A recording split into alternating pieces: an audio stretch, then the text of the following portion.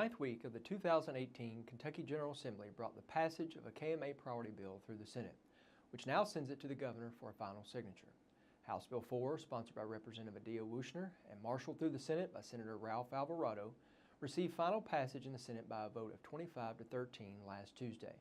House Bill 4 would protect the peer review process by allowing physicians and hospitals to assess their work without the possibility of their opinions being used in a medical malpractice claim. The free exchange of information through this deliberative process would improve patient safety and the quality of care.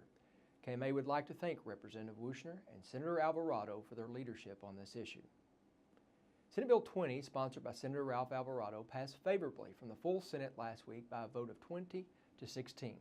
The omnibus medical malpractice bill would require an affidavit of merit at the time a claim is filed, would place caps on a plaintiff's attorney's fees, and prohibit expressions of sympathy, compassion, and benevolence from being used against a healthcare provider in a medical malpractice claim.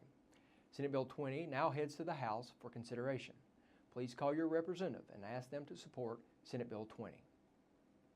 Another tort reform measure, Senate Bill 2, also sponsored by Senator Alvarado, is still awaiting a floor vote by the full Senate after passing favorably through the committee on February the 7th. Senate Bill 2 proposed an amendment to Section 54 of the Kentucky Constitution that would allow the General Assembly to establish reasonable thresholds for jury awards.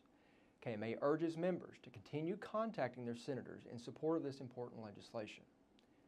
In addition to positive movement on tort reform measures, there was a significant piece of legislation introduced last week. Filed by Representative Kim Mosier, House Bill 582 prohibits insurers from reducing a negotiated rate for E&M services solely because the provider also billed for another service on the same day.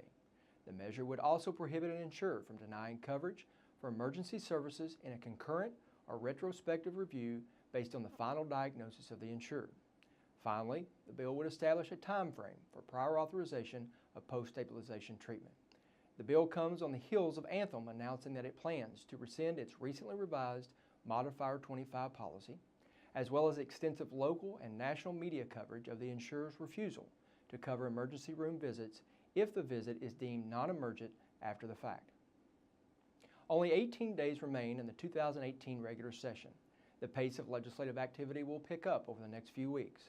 For the latest information on issues of importance to the healthcare community, be sure to read the KMA Legislative Alert each week and follow KMA on Twitter and Facebook.